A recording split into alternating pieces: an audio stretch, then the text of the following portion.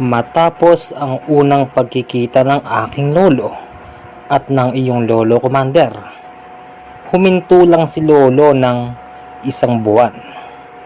Itinigil niya ang kanyang masamang gawain, pero hindi talaga ito basta-basta maaalis pala.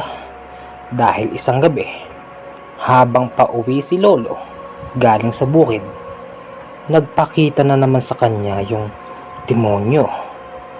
Ang sabi ni lolo, Ikaw na naman. Ano ba? Tigilan mo na ako. Sinabi ng hindi ko gusto ginagawa mo eh. Tigilan mo ako, parang awa mo na. Anong tigilan? Bakit? Ngayon ka pa titigil? Marami ka nang napatay. Hindi mo pwedeng tigilan yan hanggat nabubuhay ka pa.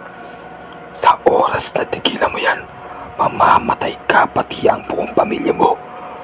Mamili ka. Ayan ka na naman. Ano? Sisilawin mo na naman ako sa propaganda mo. Ay nako, lumayas ka sa harapan ko. Dadaan ako at kailangan ako ng pamilya ko. Sige, umuwi ka. Ito ang tandaan mo. Pag hindi ka bumalik sa dating nakagawian mo, sinisigurado ko sa'yo, isa-isang mawawala sa'yo ang pamilya mo. nung una, Commander, hindi na naniwala si lolo sa sinasabi nun. Hanggang sa ipinagpatuloy lang ni lolo yung mga mabuting gawi. Kaya nga lang, lumipas ang isang linggo. Eto na, nagkasakit na yung aking papa. Yung papa ko kasi, Commander, yung panganay ng aking lolo at lola. Nagkasakit si papa. Lagi na lang lumalaki yung tiyan niya, tapos yung mata niya. Kapag hapon na, makikita mong lumuluwa na ito sa sobrang laki, na kung susumahin, halos kasing laki na ng mata ng kalabaw. Nang dahil doon, napapaisip na ang aking lolo. Itutuloy niya pa raw ba yung nakagawian niyang pagiging mabuti? Or itutuloy niya pa ba yung nakagawian niya bilang isang masamang tao? Isang gabi, lumabas si lolo ng bahay dahil hindi na niya matiis yung nangyayari sa aking papa. Naroon si lolo sa gitna ng dilim at nagsisisigaw. Hoy! Asan ka? Magpakita ka sa akin. Tigilan mo ang anak ko. Oo na, sige. Babalik na ako. Bahala na kung ano mangyayari sa akin. Kaya nga lang, kahit pumayag na si lolo, hindi pa rin gumaling ang aking papa. Kaya ang nangyari, Commander, dahil wala namang kakayanan ng aking lolo na pagalingin ang aking papa, inilapit namin ito sa isang albularyo. Unang naisip ni lolo, ang lapitan si Lolo Prisingmo. Kaya nga lang, sa mga oras na kailangan ng aking lolo, yung iyong lolo, hindi namin siya mahagilap. Ginawa na namin ang lahat para mahanap ang iyong lolo. Kaya nga lang, talagang hindi namin siya makita. Meron naman kaming nakilalang albularyo at sinubukan ito yung kanyang kakayahan na kung sakali bang kaya nitong pagalingin ang aking papa. Nung malaman namin, Commander, ang albularyo pala na ito, medyo may kayabangan. Yung tipong mahina lang ang kanyang kakayahan pero pinipilit niyang labanan yung gumagawa nito sa aking papa. Nakakalungkot nga lang, Commander, dahil yung albularyo na ito, hindi nagtagal, namatay din. Lumapit pa uli kami sa isang albularyo. Sa aming pagkakaalam, di hamak ang lakas noon kaysa dito sa una namin nilapitan. Pero nung makita niya yung aming papa, ang sabi nun, hindi niya raw kayang pagalingin yan dahil hindi raw basta demonyo ang gumagawa rito. Nakapagtataka kasi, Commander, kung sino pa yung mas malakas, hindi sinubukan pagalingin ng aking papa. Nang dahil dito, si lolo nagalit na. Lagi na lang siya nakatalungko sa ibabaw ng puno. Kahit gabi. Animoy meron siyang inaantay doon na hindi malaman kung sino. Hoy! Ano bang ginagawa mo riyan? Abi, gabing-gabi na. Bumaba ka na dyan. Mauna ka na matulog. Meron akong inaabangan. Sino ba kasing inaabangan mo? Gabi na. Ay nako, talaga tong taong to. Para ito sa ating anak. Paano mo naman mapapagaling yung anak natin kung nariyan ka lang? Basta. Umuwi ka na nga ron. Gabing-gabi na. Andito ka pa. Kung ikaw nga, gabing-gabi, nariyan ka pa. Ay, mapapabwisit mo na talaga ako Umuwi ka na. Ako nang bahala rito. Aantayin ko lang inaantay ko. Para yung anak mo gumaling na. Ay, nako. Bahala ka nga riyan. Medyo may pagtatalo sila, Commander. Dahil nga si Lolo, halos gabi-gabi na lang. Naroon na lang siya sa taas ng puno. Nagbunga yung pag-aantay ni Lolo sa itaas ng puno. Base sa kanyang kwento, dumating doon yung inaantay niyang kaibigan niya na aswang. Yung aswang na ito, Commander, matagal niya na palang inaantay. Nangako raw pala sa kanya yung kaibigan niyang aswang na bibigyan siya ng lunas para mawala yung ginawa ng demonyo doon sa aking papa. Bali ang ibig sabihin nito, yung aswang ay merong hawak na lunas sa iniwan na sakit ng demonyo sa mahal kong papa. Bakit ba ngayon ka lang? Abi, ilang gabi na ako nag-aantay sa iyo Saan ka ba nagpupunta, kaibigan? Siyempre, naghahanap ako ng makakain. Walang makain dito sa inyo Ayaw mo ko bigyan. Ganun ba? Kung pagkain lang naman ang gusto mo. Aba, meron siyempre. Ano ba gusto mo, baboy? Manok? Ano ba? Sawa na ako riyan. Gusto ko tao. Yung buntis. Yung malapit na mga anak. Napakabango. Meron ba ditong ganun? Ituro mo sa akin at pupuntahan ko. Aba, meron siyempre. Ikaw lang hindi ka lumalapit sa akin. Aba, kung sa akin ka ba lumapit, di gabi-gabi ka busog. Napakarahing buntis dito ngayon. Saan? Saan? Ituro mo at kakain muna ako bago ko ibigay sa iyo lunas. Asan ba? Nakikita mo ba yung poste na yun? Ano meron doon?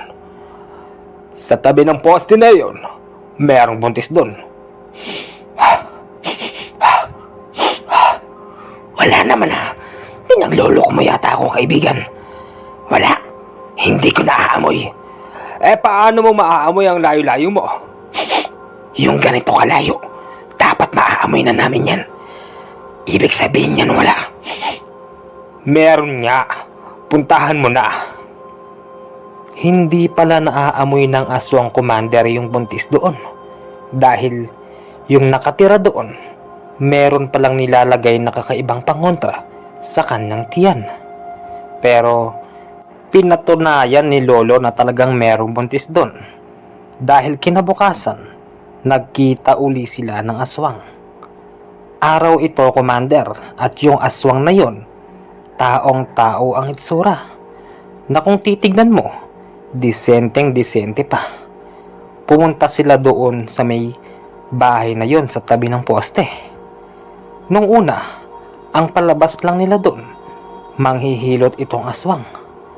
Kaya nung andoon na sila, tumatawag sila sa pinto. Tao po! Tao po! May tao po ba riyan? Sumagot yung may bahay na meron. Tapos, nagulat ito sa kasama ng aking lolo. Teka, tata, sino ba'y kasama ninyo? Teka, anong tata? Kuya pala, sorry po. Hindi ko alam na galit pala kayo pag tinatawag ko yung tata. Sino po itong kasama ninyo? Ayan ba? Kaibigan ko manghihilot yan. Balita namin mga anak na anak mo Ano? Baka naman po pwedeng kami na magpaanak. Manghihilot yan. Magaling yan. Tata, hindi ho. Kasi ang sabi po ng biyanan ng anak ko, dadalhin daw siya na Maynila. Doon siya manganganak, hindi ho rito. Kailan pa? Aba, kung titignan mo yung itsura ng anak mo, parang manganganak na. Hindi na makakabiyahe yan. Ano? Hihilutin na ba namin? Ano? Ba't ka nauutal? Ano? Tawagin mo lang kami pag kailangan mo kami. Habang nag-uusap sila, nakatingin lang yung kaibigan ni Lolo na aswang doon sa babaeng buntis. Hindi nagtagal, nagsisigaw sa sakit yung babaeng buntis. Sumisipa daw kasi yung anak nito na animoy para bang nagwawala sa loob ng tiyan.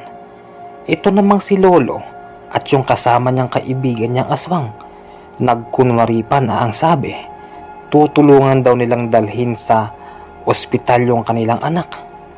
Ayaw nga naman kasi pumayag ng lalaki na hihilutin na lang. Nang dahil doon, medyo nakaisip sila ng paraan para mas makalapit sila sa buntis. Yung lalaki naman, Commander, ayaw talagang pumayag. Tila ba nakakatunog ito sa plano nila Lolo. Kuya, sige ho, makakaalis na ho kayo. Kami na pong bahala rito.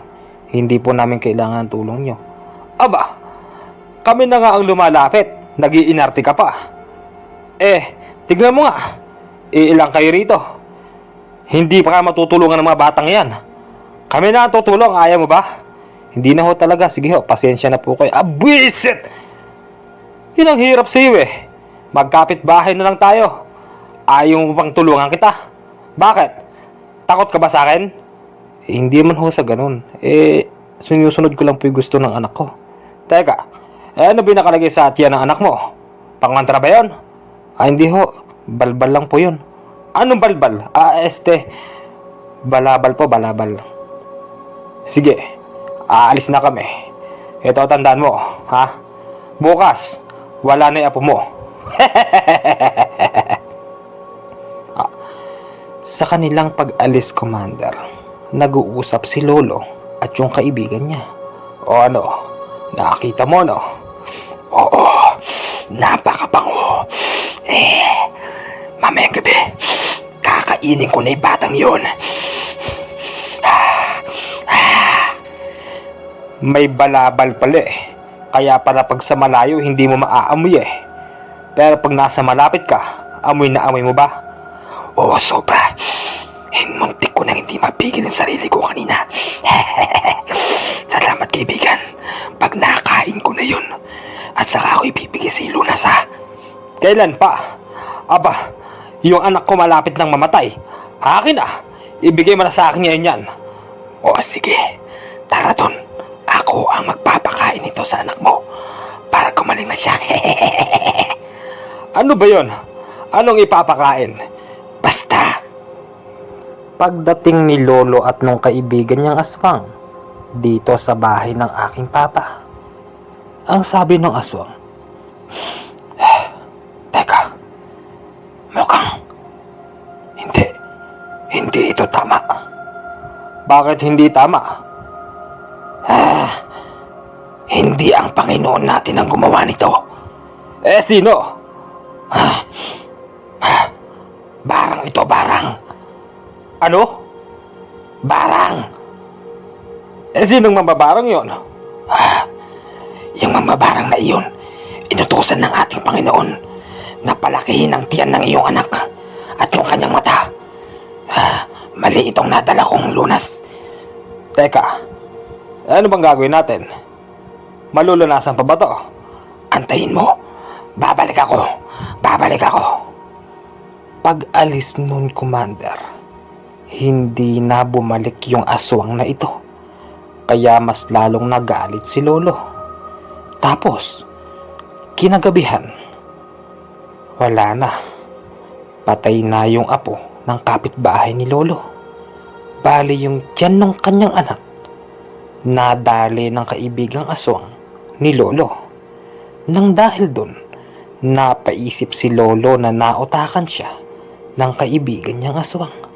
Wisit na yon. Hindi naman pala babalik. Aba, ni Letye pa'y kapitbahay ko.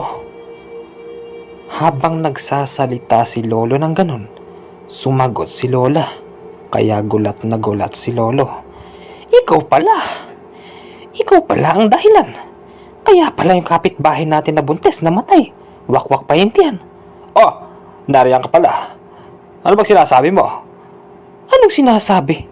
Narinig ko lahat ng pinagsasabi mo diyan kanina. Akala ko ba tumigil ka na? Ay nako, wala akong ibang paraan. Ito lang, para mapagaling ang anak natin. Ay nako, tigilan mo na yan. Kung mamamatay ang anak natin, hayaan mo na. Huwag ka na magdami pa ng ibang tao. Parang awa mo na. Pag nagpakita uli sa'yo si Tata Presing, baka mapano ka pa. Ewan ko ba. Hindi ko na kasi alam ang gagawin ko. Hindi ko alam kung ano bang mararating ko sa buhay. Matanda ka na. Huwag mo nang pilitin pang marating yung mga gusto mo. Ilang taon na lang mawawala na tayo. Bakit ganyan ka mag-isip? Bakit ba kasi lahat na lang pinapakailaman mo Hindi kasi tama yung ginagawa mo. Tama na. Maawa ka naman sa akin. Ako na lang ang kasama mo sa buhay. Nakabukod na yung mga anak natin. Ano? Pag nawala yung anak ko, pati ba naman ikaw? Ay hindi ako mawawala. Magtiwala ka lang. Commander, sadyang matigas ang ulo ng aking lolo. Nang dahil doon, isang gabi, bigla na namang nagpakita si Tata Presing. Sa hindi inaasahang pagkakataon, si Lolo gumagawa na naman ng kakaiba. Dahil noong mga oras na ito, kausap niya yung kaibigan niyang kapreng itim. Ang sabi kasi ni Lolo sa kaibigan niyang kapre, "Kaibigan, tulungan mo ko. Yung anak ko, hindi ko na alam gagawin ko, kaibigan. Tulungan mo ko, parang awa mo na." Ang sabi naman ng kapre, "Bakit? Ha? Anong nangyayari sa iyo? Sabihin mo sa akin." Yung anak ko, mamamatay na anak ko, kaibigan. Bigyan mo ako lunas kung meron ka niyang kaibigan. Sige na, parang awa mo na. Yan ang napapala ng mga tumitiwalag sa kapangyarihan. Pag binigyan ka ng kapangyarihan, dapat mong panindigan. Hindi po pwedeng basta-basta ka na lang aalis. Kaya ngayon, tanggapin mo na mamamatay na yung anak mo. Habang nag-uusap sila, bigla na lang sila merong narinig sa kanilang likuran. Ang sabi daw nito, Commander, "Hindi mo na matatakasan yan. Kahit anong gawin mo, andyan ka na eh. At kahit sino pang magbigay ng lunas sa iyo na kapwa mo, hindi mapapagaling yung anak mo. Bakit? Lalapit ka sa kanila? Kapwa mo yan? Kung sumunod ka lang sa akin na nagbago ka na, di sana, hindi na ano yung anak mo." Tata Presing, kayo po pala yan? Oo, ako to.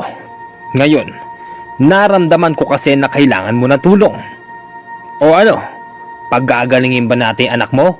O tatayo ka na lang dyan at aasa sa kapre na yan? Sige po. Kaya niyo po bang pagalingin yung anak ko? Walang imposible. Lalo na, mambabarang lay gumawa sa anak mo. Kayang-kaya ko siyang todasin sa harapan mo. O ano, halika na. At ikaw namang kapre ka, huwag mong subukan yung sinasabi mo. At isa pa, yung bata, alam kong may bala kang kunin na bata, pero subukan mo. May kalalagyan ka sa akin, babalikan kita. Umalis nga si Lolo at si Lolo mo. Pumunta sila sa bahay ng aking papa. Pagdating nila doon, yung aking papa nagde-deliryo na. Tata Presing, sige na po, pagalingin mo na po yung anak ko. Doon ka lang sa labas, okay? Huwag kang manonood. Huwag kang lalapit dito, baka madamay ka. Ho? Anong ibig niyo po sabihin? Madadamay ka rito dahil malakas ang usal ko. Sige na. Sige po. Eh tata, ano po bang nangyayari sa anak ko? Gagaling pa po ba siya? Ale, huwag po kayong mag-alala. Dahil ito po ay gawa lang din ng tao. Tao lang din po ang katapat nila. At saka, yung una ninyong nilapitan, nahihibang lang yon. Wala talaga siyang kakayahan. Or meron man, konting-konti lang. Hindi katulad namin na kami talaga ang lehitimong nakakapagpagaling. O ayan, ano ngayon ang nangyari sa mayabang na yon? O di natuluyan siya? Hindi kasi ganun ang panggagamot. Ang panggagamot ay pag-aalay ng buhay. Pag sa oras pumasok ka sa ganitong klase ng propasyon, iharap mo na ng buong katotohanan ng iyong pagkatao at ang iyong puso. Oh, ano pang inaantay mo? Lumabas ka na't gagamutin ko na yung anak mo. Sige po, tata. Ikaw, Ale, dito ka lang. Panoorin mo kung paano ko siya gamutin. Ha? Sige po, tata. Matapos nito, Commander, ang kwento naman ni Lola, ganito yung ginawa ni Tata Persing.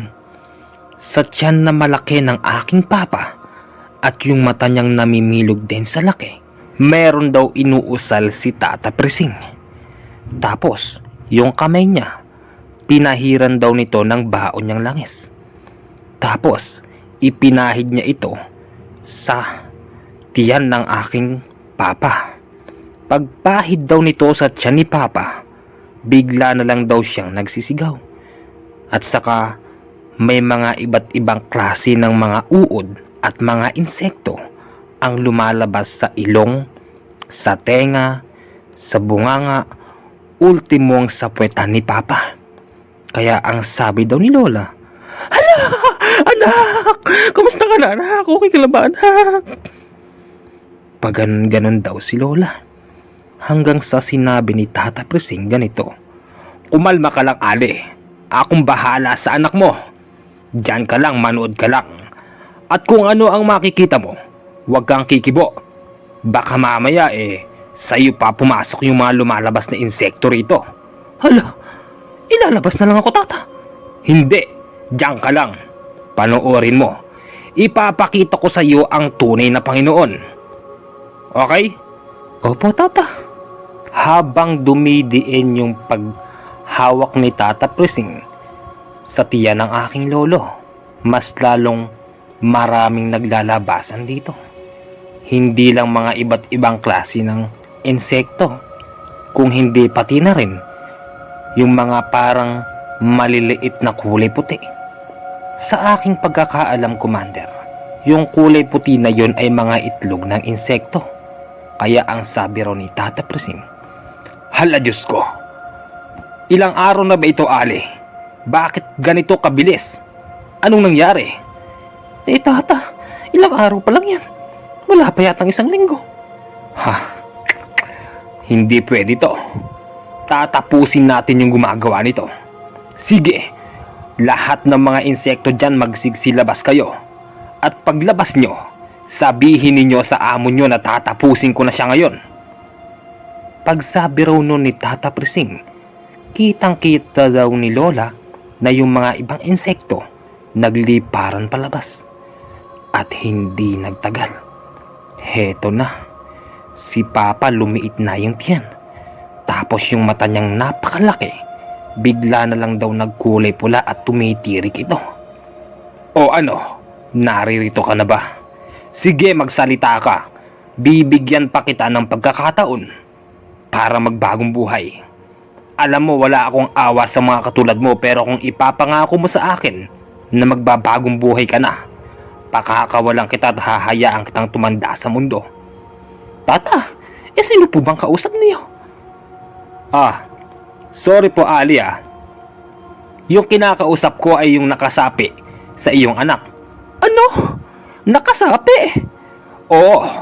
O ano, magsalita ka. Walang niya ka. Walang niya ka. Pati ba naman ako nananahimik dito? ginugulo mo? Kung nananahimik ka, di dapat hindi mo pinalaki yung tiyan ng taong to. Napagutusan na ako, aray! Aray ko! Masakit! Parang awa mo na! Bitawa mo ako!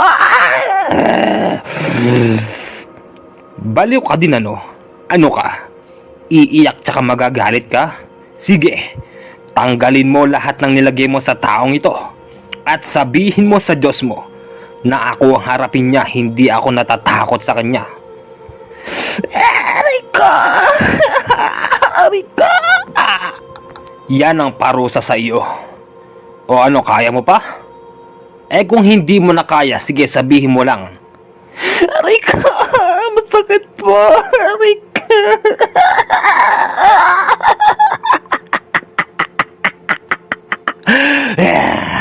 Anong akala mo, ha? Anong akala mo? Susuko kami. Hindi mo kami kaya. Aba, tignan mo nga naman ang swerte.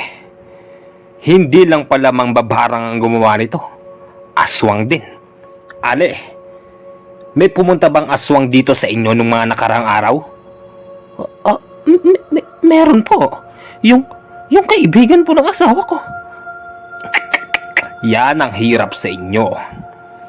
Masyado kayong nagtitiwala. Alam mo, sa pagpunta dito ng kaibigan na aswang ng asawa mo, lalo lang niya dinagdagan yung sakit ng anak mo. Anong akala ninyo? Magiging kaibigan niyo sila ng tuluyan? Kumukuha daw po kasi ng lunas yung aking asawa dun sa kaibigan niyang aswang. Kaya po sinama niya yung dito. Nako! Bakit kayo kukuha ng lunas dun? Ang gumawa niyan, yung mangbabarang. Sa palagay ninyo, bibigyan kayo ng aswang ng lunas dyan? At yung aswang na yon, wala siyang kayang gawin. Hindi niya ito kayang lunasan. Niloko lang kayo. At isa pa, ang Diyos nila ay pare-parehas. Sa palagay mo, yung aswang at mangbabarang na yon, kakalabanin nila yung Diyos nila? Diyan kayo nagkamali. Maling-mali yung nilapitan niyang aswang. Dahil kung inaakala nyo kaya nyong kaibiganin yung aswang, hindi. Dahil mas loyal pa din yan sa kanilang Panginoon. Ngayon, ito ang tandaan mo, Ale. Ngayong gabing ito, mamamatay ang dalawang aswang na ito. At paghagalingin ko yung anak mo. Ang tanging hinihiling ko lang, sana yung asawa mo ay magbago na. Matanda na rin siya. Hindi niya na dapat ginagawa itong mga ganito at hindi niya naman nakakalakihan yung mga ganitong gawain. Alam ko at nararamdaman ko at nakita ko din na hindi niya gusto yung ginagawa niya na yun. Sige, ikaw aswang ka, magsalita ka. Tignan natin kung makakatakas ka pa rito sa ginawa kong ito. Ang yabang mo. Sino ka ba? Ha? Aba, hindi mo ako kilala? Pwes, magpapakilala ako sa iyo. Ako lang naman dito sa Nueva Ecija ang may kaisa-isahang kayang pumatay ng mga katulad nyo. Ano? Talaga? Hindi ko alam yun. Sa bagay, hindi ako taga rito. Asa ni Mambabarang? Alam kong nariyan pa siya. Magsalita ka. Ayoko na po. Masakit po. Masakit. Talagang masakit. Hindi naman ako ang bumigti sa iyo eh. Hindi ako nagpapahirap sa iyo. Kung hindi yung mga gabay ko. At ikaw aswang ka. Tatapusin na kita ngayon at puputulan kita ng ulo. Saka kita itatapon sa impyerno. Tandaan mo yan. Kung hindi man kita sintensyahan ngayon, sinisigurado kong magkikita pa tayo. Kahit hindi mo sabihin kung taga saan ka. Pag nasaan yung tao ka, kayang-kaya kitang sintensyahan. Magpapakita ako ng personal sa iyo. Naintindihan mo? Commander, tuluyan niyang sinintensyahan ni Tata Prising yung dalawang nakasapi sa aking ama. At ang nakakagulat nito, Commander, pagkatapos sintensyahan ni Tata Prising yung dalawa, si Lolo biglang pumasok at may hawak siyang itak. Agad napansin ng aking lola kung bakit ganun na lang yung itsura ni Lolo. Si Lolo kasi medyo kumulubot yung muka. Tapos yung mata niya, sinasakop na ng kadiliman. Maitim kasi yung kanyang mata. Ang sabi daw ni Lolo, Yeah! Tangina ka! Papatayin kita! Patay ka sa akin ngayong matanda ka! Ano nga akala mo? Ha? Kakayanin mo kami! Hindi mo kami kaya! sinugod daw ni Lolo si Tata Prising. Pero bago pa man ito makasugod, meron daw inilabas si Tata Prising sa kanyang kamay. Isang maliit lang ito na kutsilyo na gawa raw ata ito sa ginto. Paglabas nun ni Tata Prising, ang sabi daw ni Lolo, Ano na naman yan? Ano yan? Ha? Ano yan? "Ito? Tinatanong mo pa kung ano to? Ito lang naman ang simpleng tatapos sa iyo. Alam ko naman na hindi ikaw yan.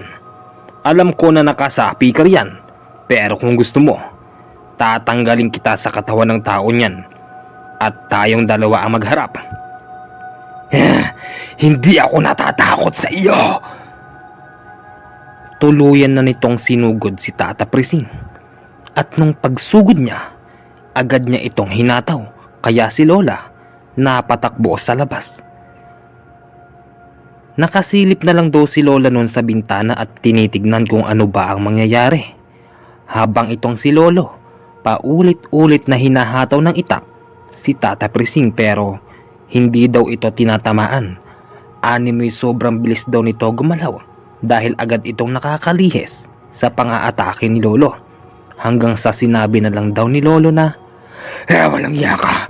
Inuutakan mo pa ako. Hindi pwede ito. Pagtapos sabihin yun ni Lolo, nakita na lang daw ni Lola na yung kamay ni Tata Prising, itinaas niya ito at hinarap kay Lolo. Tapos nun, meron daw binanggit si Tata Prising na paulit-ulit na salita. At hindi nagtagal, nagsalita na rin si Lolo at ang sabi, Saan mo ako dinala? Nakakasila!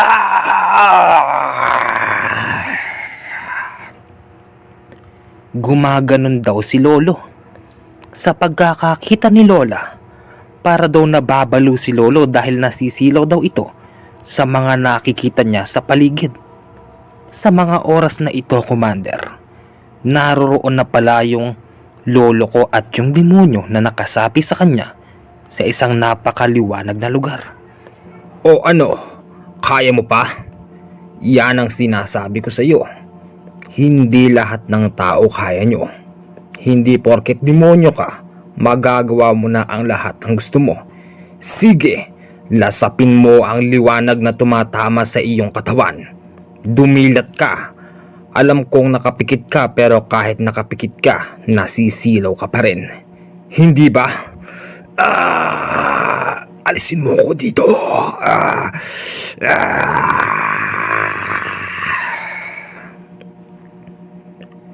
Tapos daw nun, Commander, merong uling inusal si Tata Prising.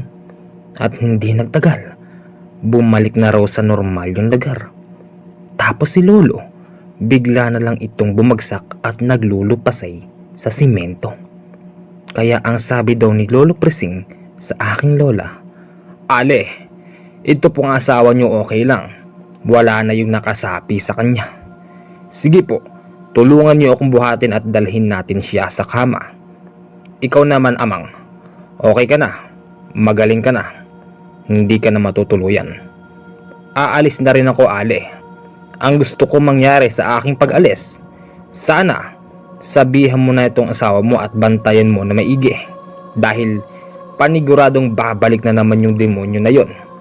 Iiwanan ko siya ng isang San Benito. Ang San Benito na ito ay gamit upang katakutan ng demonyo ang sino mang magtataglay nito. Sige po, aalis na ako. Kinabukasan, Commander, nagising daw ang aking lolo.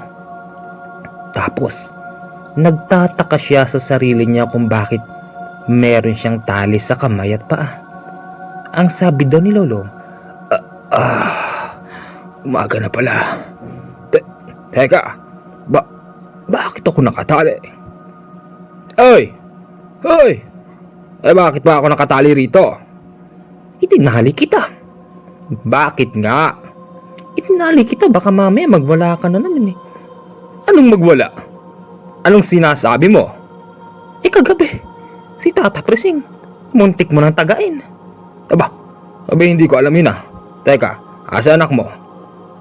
Naroon lang yung aking papa sa gilid. Pinapanood lang si Lolo habang nagsasalita. Ang sabi raw ng aking papa, "Tay, bumangon na kayo tay, tanghali na. Magaling na ako tay." Ha? Talaga ah? Talaga anak? Magaling ka na? Oo tay, okay na ako. Salamat kay Tata Presing. Pinagaling niya ako. Sabi ko sa'yo eh, magaling yun eh. Anong sabi ko sa'yo? Ikaw nga riyan. Aswang yung inaasahan mo makakapagpagaling sa anak mo. Nay? Tay? Anong aswang? Anong ibig niyo sabihin? Ay, anak, wala yun. Wala. Kalimutan mo na yung sinabi ko. Abay kalagan nyo nga ako mag-ina. Hirap na ako eh. Pagkalag nila kay Lolo, hindi pa rin siya makatayo dahil parang napakasakit daw ng katawan niya. Bakit ba ganito yung katawan ko? Para akong binugbog ng mga kabayo ah. Ano bang nangyari? Alam mo ang nangyari kagabi. Habang ginagamot ni Tata Presing yung iyong anak, ikaw naman, pumasok ka at meron kang dalang mahabang itak. Ipinaghahataw mo si Tata Presing ah. Ano? Abay hindi ko alam yun ah. Paano ko naman gagawin yun? Bay sinapian ka yata ng demonyo kagabi. Ha? Demonyo? Hindi. Imposible yun di sana alam ko. Paano mo malalaman kung sinapian ka na? Nakontrol na ata nun yung buong isip mo. Ganun ba? Siya nga pala, merong iniwan dito si Tata Presing. San binitro ito? Isuot mo. Teka, bawal sa akin yan. Paanong bawal? Babalikan ka nun pag hindi mo ito isunuot. Asan ba? Patingin nga. Ipinakita ni Lola kay Lolo yung ibinigay ni Tata Presing. Nung makita ito ni Lolo, bigla na lang ganito ang reaksyon niya, Commander. Ilayo mo sa akin yan. Aray ko, nakakahilo. Bigla na lang daw nahilo si Lolo. Tapos, para bang ayaw niyang tanggapin yung San Benito dahil hindi raw kaya ng katawan niya. Kaya ang sabi ng aking lola, pwede siguro sa ito anak. Nay, ano po ba yan? Ito. Galing ito kay Tata Presing yung nagpagaling sa iyo. Isang napakapangyarihang San Benito. Nay, baka naman pwedeng ako lang po magsuot niyan. Baka kasi mamaya ako po ang balikan nun. Ewan ko lang anak pero hindi ko sure kung pwede sa ito. Sige, isuot mo na rin anak. Tignan natin kung anong mararamdaman mo. Pagsuot no ng aking ama, Commander, ang pakiramdam niya, para daw siyang bumalik sa dating lakas. Yung lakas na tipong para sang teenager. Kaya ang sabi raw ng aking ama, Nay, wow, ba't ganun yung pakiramdam ko, Nay? Ba't bigla yata ako lumakas? Parang wala akong sakit na ya. At saka yung mga dating sugat dito sa ano ko, halos parang nawala na. Hindi ko na sila ganong ramdam. Kung gana ako ginhawa kanina, mas maginhawa ako, Nay. Talaga anak? Ay naku, salamat sa Panginoon. Sobrang makapangyarihan talaga. Salamat din at napakilala sa atin si Tata Presing. Nang dahil sa kanya anak, gumaling ka. Teka. Ano na naman? Kukontra ka na naman dyan. Abay hindi. Ang gusto ko sanang sabihin, ipagtimpla mo ako ng kape. Abay, hindi na nga makatayo tao Ako pang pagtitimplahin mo. Sige, dyan ka lang. Habang nagtitimpla si Lola ng kape, nagkwentuhan ng aking ama at ang aking lolo. Tay, matanong ko lang tayo yung sinasabi ni nanay kanina na aswang. Ano bang meron dun? Pwede niyo po bang ipaliwanag sa akin? Ay naku anak. Nakakahiya mang aminin. Pero kasalanan ko talaga yung nangyari sa iyo. Alam ko mahirap intindihin. at hindi mo basta-basta maiintindihan yung pinagmulan, okay lang tay, naiintindihan ko po. Sige na tay, sure mo naman sa akin. Ganito kasi yun, anak. Kaya ikaw nagkasakit ng ganyang kalala. Binabalikan na tayo ng demonyo. Ha? Anong demonyo yun tay? Demonyo. Kasi anak, meron akong malaking kasalanan sa inyo. Sa iyo ng nanay mo. Nakipagkasundo kasi ako sa demonyo dati. Pero hindi ko ito ginusto. Hanggang sa marami na akong napatay ng mga tao gamit ang aking libreta. Libreta? Yung mga libretang itim tay, ganun po ba yun? Oo anak, lahat na lang ng tao na makakalabang ko na hindi ko magugustuhan ng pag-uugali, ginagamitan ko ng libreta. Buti na lang talaga anak, mahal pa rin tayo ng tunay na Panginoon at hindi niya tayo pinababayaan. Teka anak, huwag ka masyadong dumikit sa akin. Abay, nasisilaw ako Tay naman Adi, so paano tay? Lalayo mo na ako kasi baka mamaya bigla ka mahilo, bumagsak ka dyan. Sige anak, okay lang. Oh, eto na yung kape nyo. Nay, hindi po ako magkakape, nay. Lalabas po muna ako. Sige. Ikaw, eto na yung kape mo. Paghihigop daw ni Lolo ng kape. Hinigop niya ito kahit napakainit pa, pero hindi na katulad ng dati, Commander. Yung tipong dati, kahit napakainit ng kape, hindi napapaso si Lolo. Pero ngayon, napasigaw daw siya sa sakit. Ano ba? Abi, napakainit naman ang binigay mong kape. Ano? Papatayin mo ba ako? Hindi naman. Talaga naman ganun ang kape Hindi ba mainit yun? Bakit dati? Iniinim mo kahit mainit na. Kinabukasan, Commander. Kinabukasan ito ng gabi. Habang natutulog si Papa at si Lola. Ito namang si Lolo, may kakaibang bulong na naririnig. Alam daw ni Lolo na ito na naman yung gumugulo sa kanya na demonyo. Nang dahil dito, hindi na naman nakontrol ni Lolo yung sarili niya kasi para bang sinapian na naman ito. Ang sabi daw kasi ng bumubulong sa kanya, kuhanin yung San Benito, tapos isuot. Pero bago ito isuot, ilublob daw muna ito sa isang timbang tubig na napakaraming ihi. Ihi niya raw dapat ang naroroon.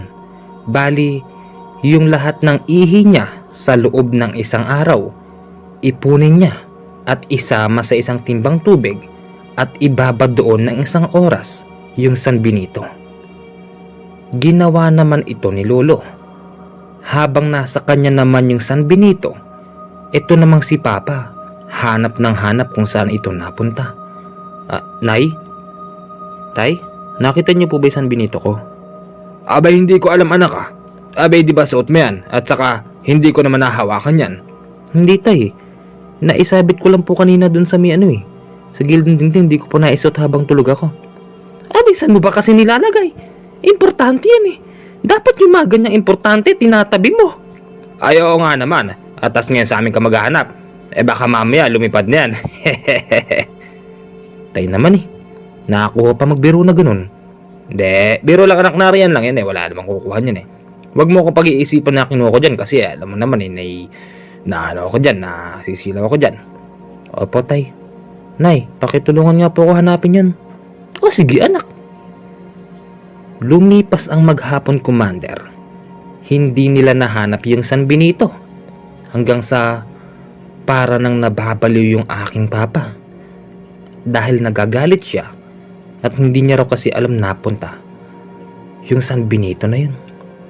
Si Lolo naman, kahit nababaliw na ang aking papa sa kahahanap, hindi niya talaga ito ibinigay. Hanggang sa natuloy na yung masamang balak ng aking lolo. Nung una, Commander, actually, hindi naman masama ang naging epekto. Kasi magmula nang isuot ito ng aking lolo, bigla na lang silang sinuwerte sa buhay. Yung swerte na nananalo sila sa tinataya nila tapos bumili si Lolo ng isang maliit na tumana. Siya nga pala, Commander, yung tumana dito sa amin, ang tawag po doon ay taniman ng gulay. Nung makabili si Lolo ng tumana, tinaniman niya ito ng napakaraming gulay. Yung tipong ang luwang lang nito ay nasa 2 ektarya. Pero ang nakatanim doon na gulay, 4 na klase. Lahat ito, Commander, ay nagbubunga ng hitik. Tapos, tumama pa ito sa presyo. Nung tumama ito sa presyo, di napakarami na nilang pera.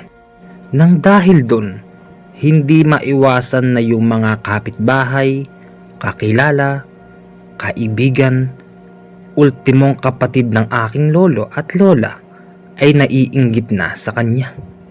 Kasi isipin mo, noon ay walang-wala sila lolo at lola. Tapos, sunod-sunod silang sinuwerte sa pagtama doon sa tinatayan nila. Hanggang sa nakabili sila ng tumama. At tumama din sila sa mga presyo ng gulay na kanilang pananim. Nainggit ngayon yung mga kapitbahay at kung sino-sino pa, hanggang sa merong mga tao na nagbabalak na agawin kay Lolo yung San Benito na ito. Isang gabi, habang si Lolo ay naglalakad pa uwi galing inuman, merong mga 3 kalalakihan ang humarang sa kanya. Lasing si Lolo nito, Commander. Tapos, yung mga lalaki na ito, meron palang binabalak na masama kay Lolo. Habang naglalakad si Lolo, kumakanta pa raw ito. Malayo pa ba ako? Abay, kanina pa ako naglalakad. Susuka na ako. Lasing na ako. Pag ganun pa daw si Lolo habang naglalakad pa uwi, hanggang sa meron siyang narinig ng mga nagsasalitang mga lalaki. Ang sabi daw nun, eto na siya. Harangin nyo. Kunin nyo yung kwintas. Tayo na ang magiging swerte pagkatapos maagaw natin yan. Oo nga. Kikil na ako. Sawa na akong kumain ng tuyo araw-araw. Atin na yan. Ang sabi daw ng mga yun. Sino kayo? Abay, wag niyong balakin na kunin yung kwintas ko. Baka hindi nyo nalalaman. Makapangyarihan to. Anong makapangyarihan? Walang makapangyarihan sa amin. Tapos nun, pinagbubugbog daw si Lolo. Kaya nga lang, habang binibira nila si Lolo, imbis na masaktan ito, sila pa ang nasasaktan. At yung isa, tinangkapan nitong saksakin si Lolo. Kaya nga lang, nung sinaksak niya sa tiyan si Lolo, bigla na lamang bumigat yung kamay ng lalaki. At hindi nagtagal, ito namang isa, binato si Lolo ng malaking bato. Kaya nga lang, hindi umiwas si Lolo, pero yung bato ang umiwas nung malapit na itong tumama sa kanya. Commander, sobrang napaka-imposible ng kwento ko dahil sa kwento ng aking lolo, halos hindi na rin ako makapaniwala, pero saksi dito si Lola at siya ang patotoo sa lahat ng kwento na ito. Ang sabi ni Lolo matapos siya bugbugin ng mga yon, wala na ba kayong kayang gawin? Baka naman wala na kayong kayang gawin, uwi na ako. Wala raw nagawa yung mga kalalakihan na ito hanggang sa umuwi na lang si Lolo. Pagdating ni Lolo sa bahay, dito nakita ng aking papa na nakay Lolo pala yung San Benito. Tay, akala ko po ba wala sa inyo yung San Benito? Paano po yan napunta sa inyo? Anak, may mahabang istorya. Matutulog muna ako, anak, ha? Bukas na lang. Siya nga pala, huwag mo na agawin to sa akin, ha? Swerte sa atin to, Swerte sa atin to, at saka sa akin naman ito ibinigay ni Tata Prising, Hindi naman sa iyo, Oo nga, tay. Akala ko kasi nung una, nahihilo kayo dyan. Bay noon yun. Hindi na ngayon. Siya, asan ang nanang mo't matulog na ako? Andun, tay. Kanina pa doon natutulog. Inaantay na kayo. Sige. Matulog ka na rin. Habang natutulog si Lolo, Ang hindi niya alam, itong si Lola gising pa. Ang nasa isip pala nun ni Lola, ganito. Kaya pala sinuswerte tayo Nasa iyo pala yung San Benito ng anak mo. Sa bagay, ang sabi naman ni Tata Persing, sa iyo daw talaga yan. Kaya siguro tayo sinuwerte. Ay nako, kailan kaya uli magpapakita si Tata Persing? Baka sakaling pagpakita uli at makapagpasalamat man lang ako ng personal. Habang lumilipas yung araw, mas lalong nadadagdagan yung swerte sa kanila. At hindi nagtagal, Commander, mula sa pagiging mangkukulam, naging manggagamot na ang aking lolo nang dahil sa San Benito na ibinigay ng iyong lolo, Commander. Isang araw, meron na lang dumating na pasyenteng lalaki sa bahay. Ang sabi daw kasi nito, gamutin daw ito ni lolo. Habang nakahiga daw itong pasyente doon sa may papag, ang sabi daw ni lolo doon sa pasyente, Iho, ano bang nangyari sa iyo? Abay kung saan kayata kasi nagsusuot kaya ka nagkaganyan. Ang sagot daw ng pasyente, Hindi po, tata. Hindi po. Teka, bakit ganyan ang boses mo, iho? Abay para kang babae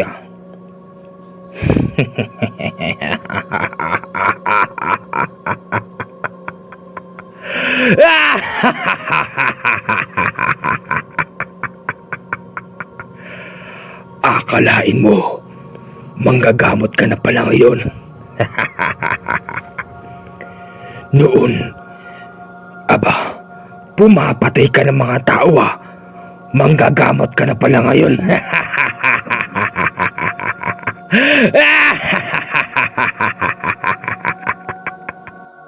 Bigla na lang daw tumawa ng ganun yung pasyente. Kaya ang sabi daw ni Lola, Hala Diyos ko, abi demonyo yata yung nakasapi rito. Teka, wag mong sabihin, ikaw yung... Tama ba ako? Sinusubukan mo na ako ngayon? Bakit? Hindi mo ba ako na-miss? Wag ka nang magkunwari. Wag mong gamitin ang hawak mo. Hindi uubra sa akin yan at higit sa lahat, hindi pwede sa'yo yan. Hindi magtatagal. Mababalo ka na. At yang hawak mo na yan, ang mismo kakalaban sa iyo.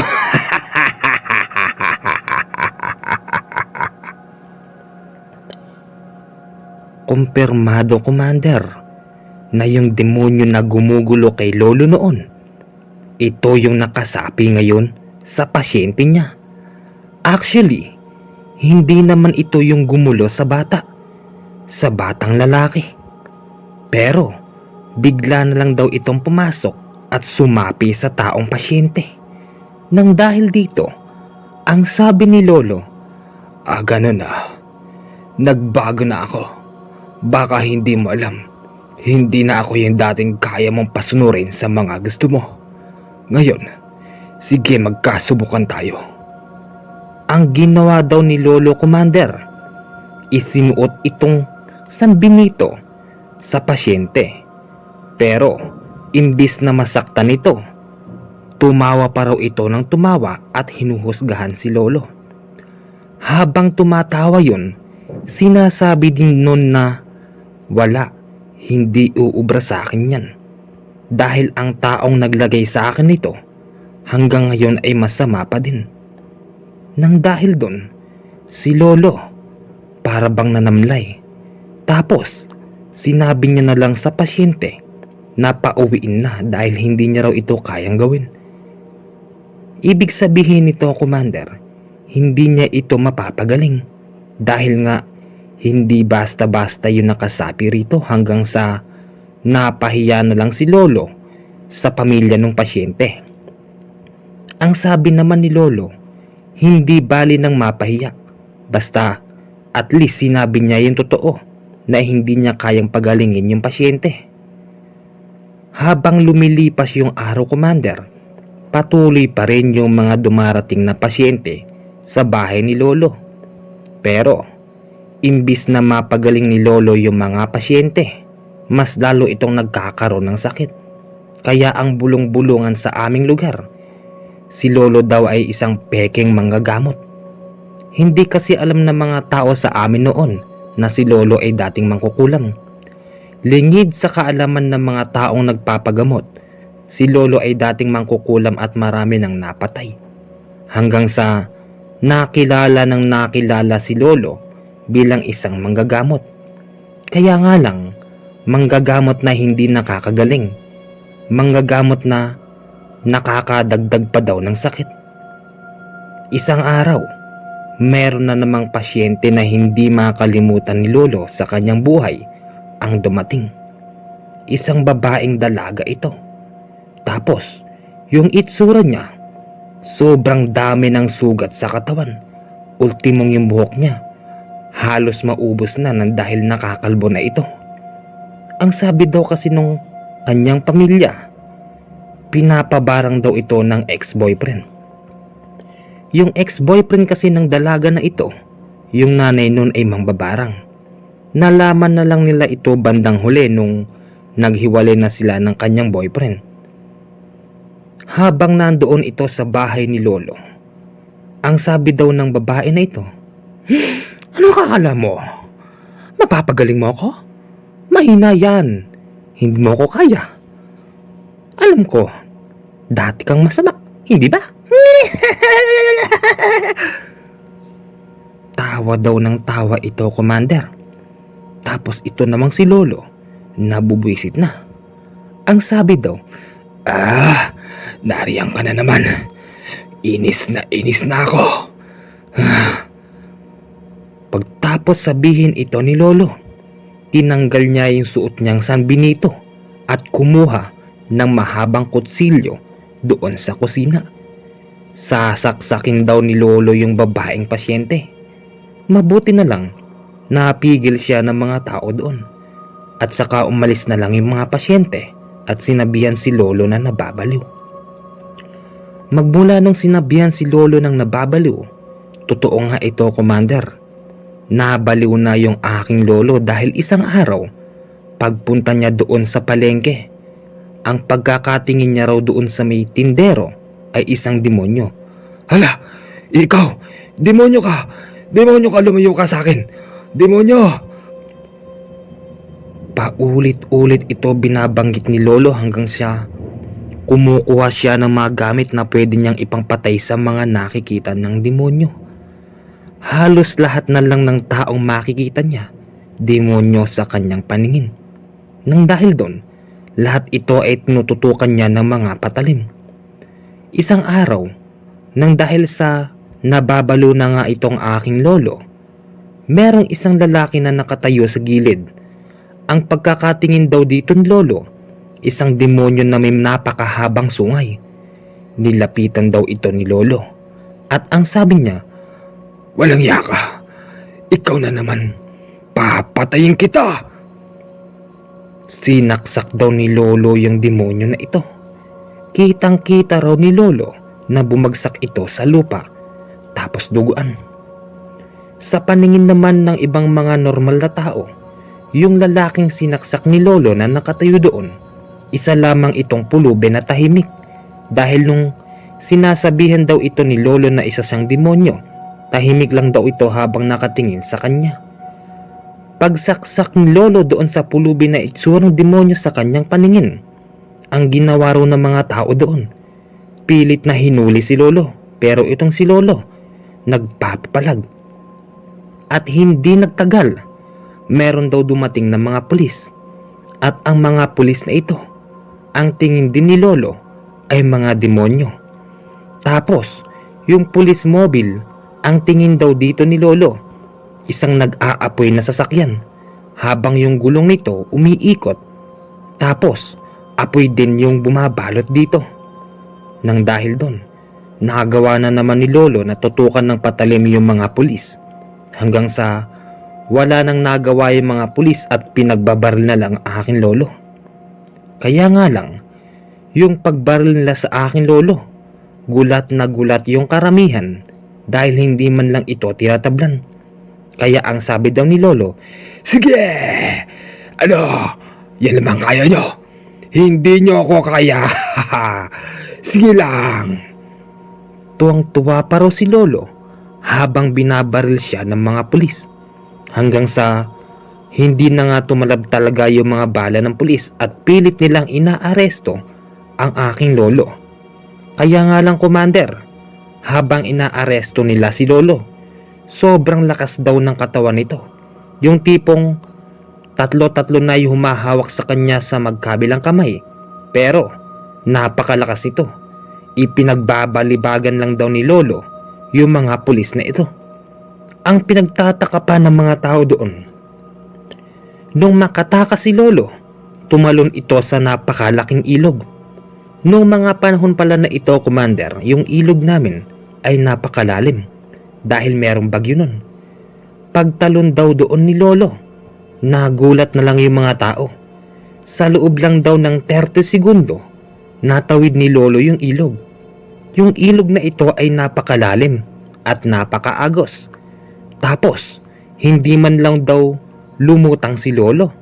Hanggang sa nakita na lang ng mga tao, naroon na sa kabilang ibayo ang aking lolo. Bigla raw ito nagtatakbo na mabilis hanggang sa hindi na nila ito makita. Halos tumagal ng 3 buwan ang pagkawala ni Lolo. Base naman sa kanyang kwento, napunta raw siya sa isang bundok na kung tawagin ay Kabalugaan. Yung Kabalugaan pala, Commander, ito ay isang barangay na liblib dito sa Palayan City. Tapos, nakapalibot doon yung naglalakihang bundok. Ang ginagawa daw ni Lolo, doon siya nakatira sa gabi sa isang napakaliit na kubo. Tapos, nagnanakaw siya ng mga pagkain doon sa nakatira sa barangay Kabalugaan. Habang naroroon si Lolo sa isang maliit na kubo, marami daw siya doon nakakasama. Pero, yung mga nakakasama niya ay hindi tao, kung hindi iba't ibang klase ng mga elemento. Merong laman lupa, kapre, duwende, at kung ano-anong klase pa ng elemento. Hanggang sa isang gabi, meron daw siyang nakitang isang napakalaking kulay itim na aso. Umaaligid daw ito doon sa kanyang kubo. Ang sabi daw ni Lolo doon, Hoy! Sino ka?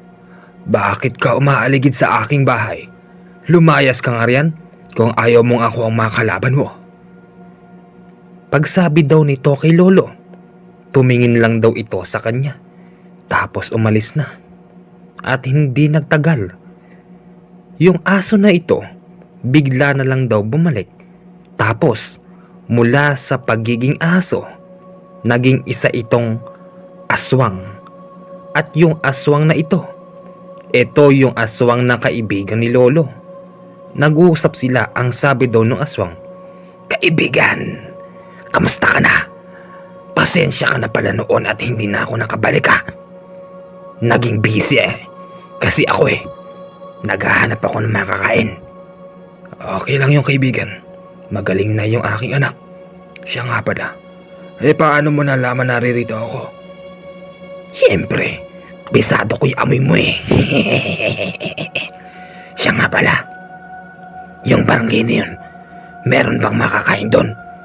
Aba, meron siguro Kagabi nga galing ako doon. Nagnakaw ako ng makakain. Bakit ka kasi nagnanakaw ng pagkain? Kung gusto mo kukuha ako ng makakain ngayon doon. Papardihan kita ng konti. Aba, gusto ko yan. Sige, pumunta ka. Saan gawi ba roon merong buntes? Ituro mo sa akin. Halika, sumama ka sa akin. Abay, nagpapatawa ka ba? Paano ko namang makakasama sa iyo? Abay, hindi naman ako nakakalipad Oo nga no. Sige, doon muna ako at maghahanap ako ng makakain. Makalipas ang 2 oras, Commander, bumalik yung aswang. Tapos, meron na itong dala. Isang aso na kulay puti. Pero, tanggal na yung ulo nito. O kaibigan, eto na. Aba, masarap yun ah. Teka, ito yata yung aso na tumatahol sa akin isang gabi ah. Abaloko ka. Kakainin na kita ngayon. Yung mga tawa ni Lolo ng mga oras na ito, tawa na parang natutuwa dahil meron na namang namatay.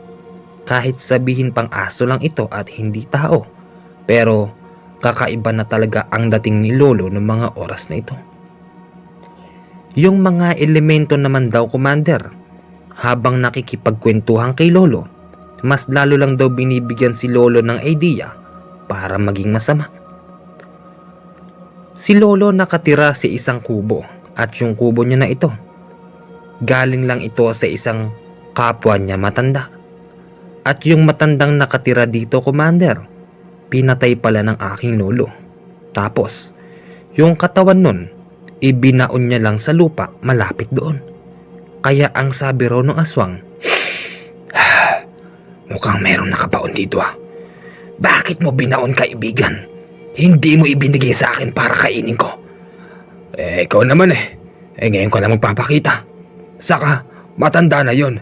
Huwag mo nang pag-interesan at makunat na yon. Kahit na, sayang yon. Hukayin mo. Hukayin mo.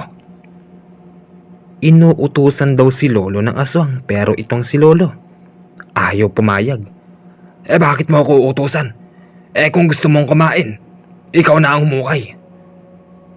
Paulit-ulit silang nagtatalo ng aswang hanggang sa sila ng dalawa, Commander, ay nag-away.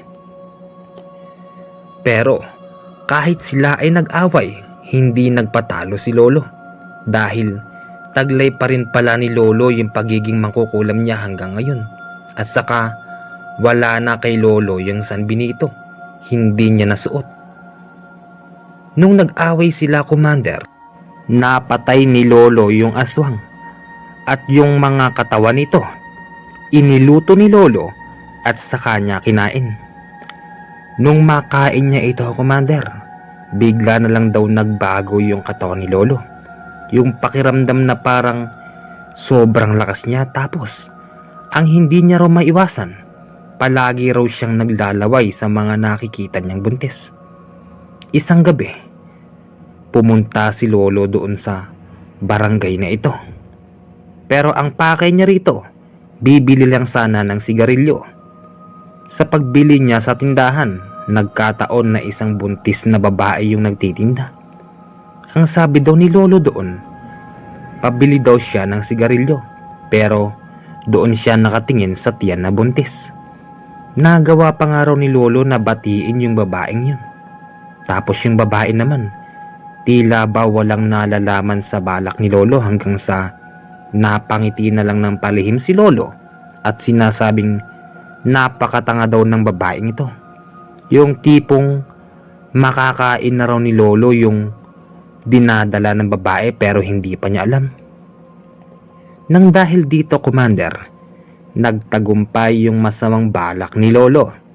Nakuha niya yung dinadala ng babae sa hindi siya nahirapan na paraan. Nung makain daw ito ni Lolo, sobrang lakas daw niya at tila ba nadagdagan na naman yung kanyang buhay. Commander, yung mga aswang po pala ay meron ding mga ginagamit na dasal. Kasi nung minsan, nasubukan daw ni Lolo na lumipad. Actually, hindi niya raw alam kung paano lumipad, basta meron na lang daw biglang lumabas sa kanyang isip at sa kanya ito inusal. Pag-usal niya rito, Commander, dahil nga nasa panibagong anyo na siya, bigla na lang daw tinubuan ng pakpak ang aking lolo. Tapos nun, nakakalipad na siya. Commander, napaka imposible at nakakatakot yung kwento na ito ng aking lolo, pero talagang ito ay totoo kasi kung iisipin mo nung una, may nagpakita sa kanya na demonyo. Naging mangkukulam siya at pumapatay ng tao. Tapos, naging isa rin siyang manggagamot at ngayon, naging aswang na rin siya, Commander. Sobrang dami ng pinagdaanan ng aking lolo hanggang sa hindi na talaga ako makapaniwala sa mga naging kwento niya. At ito pa, Commander, itutuloy ko lang yung kwento ko nung aswang na ang aking lolo. Noong aswang na siya, Commander, nagawa niya ng lumipad at nakakapunta na siya sa iba't ibang klaseng lugar sa Pilipinas.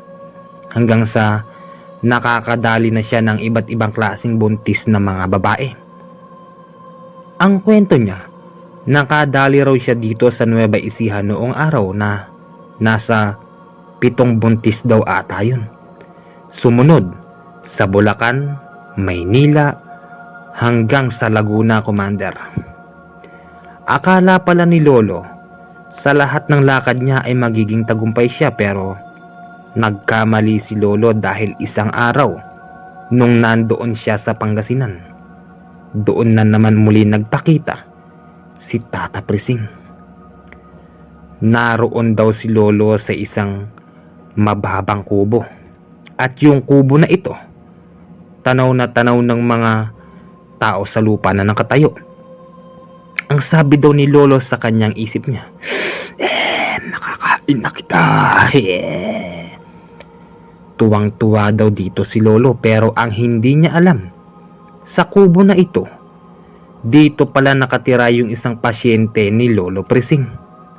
At hindi nagtagal, bigla na lang may tumawag sa pangalan ni Lolo. Paglingon niya doon, nakita niyang naroroon si Tata Prising. Kamusta? Ano? Natuluyan ka rin pala? Nakakapagsisi lang bakit binigyan pa kita ng pagkakataon. Pagsabi daw nito, Commander, napalingon si Lolo doon. Tata Prising, ikaw ba yan? Anong ginagawa mo rito? Oo, ako nga. Namiss kasi kita eh, kaya ako pumunta rito. Siya nga pala, bumaba ka nga riyan. Huwag mong pag-intrisan yung buntes na nakatira dyan, dahil hindi tatalab yung gagawin mo dyan. Baka maputo lang yung dila mo.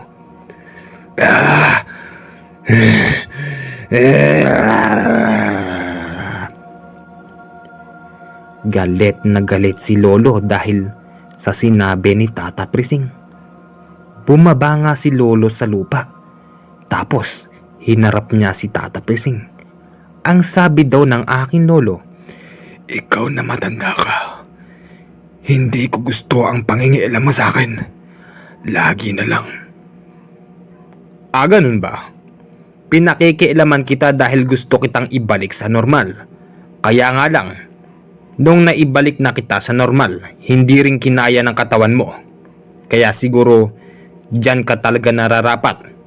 Sige, nang dahil sa nandyan ka na, hindi na kita mapipigilan. Paparusahan na lang kita. Yung parusa na kahit sabihing balikan ka pa ng demonyo, hindi ka na makakalakad. Sige, lasapin mo ang parusa sa iyo ng tunay na Panginoon. Ang nangyari, Commander, mula sa pagiging mangkukulam, manggagamot, aswang, pinarusahan siya ni Lolo Prising. At ang naging parusa sa kanya, Commander, maniwala po kayo o hindi, yung kalahati po ng aking lolo, wala na. Kalahati na, halos doon na lang sa bewang yung kanyang katawan. Sa madaling sabi, Commander, wala na pong binti yung aking lolo, bali sa ibaba na lang ng bewang, hanggang doon na lang po. Hindi na siya makalakad, hindi na siya makatayo. Nasa wheelchair na lang po ang aking lolo. Opo, Commander, totoo po ito. Pasensya ka na po, Commander, kung medyo may kaguluhan po yung kwento ko nitong huli, pero hanggang dito na lang po ang kwento ko. Sana po mabasa mo ang aking kwento. Handa po akong makinig, handa rin pong makinig ang aking lolo at lola na nakikinig sa iyo araw-araw. At tatanggapin po namin ang magiging husga ng mga tao. Siya nga po pala, Commander, sa ngayon ay wala na po kami dito sa Nueva Ecija. Dahil lumayo po kami rito. Nalaman po kasi ng ibang tao yung mga naging kwento ng aking lolo. para na rin makaiwas sa anumang mangyayari. Ginawa na lang namin na magpakalayo-layo. Ayaw kasi namin, Commander, na madamay sa kung anumang naging problema ng aking lolo noon. Siya nga po pala, Commander, ay lilinawin ko lang po. Yung aking lolo po ay siya lang po ang naging ganon. Kahit sino po sa aming mga apo niya, hindi niya po napasa ng ganon dahil nung parusahan daw po siya, tinanggalan na po siya ng kapangyarihan. Opo, Commander, at ang nagtanggal po noon ay si Tata Prising. Pasensya ka na po, Commander, kung hindi ko na po maididetalye yung ibang pangyayari dahil medyo natatakot po kasi ako sa kwento ng aking lolo. Maraming salamat po, Commander, at hanggang dito na lang po talaga ang sulat ko. Sana po ay balang araw ay magkita po tayo. Ako po si Bok. Maraming salamat po.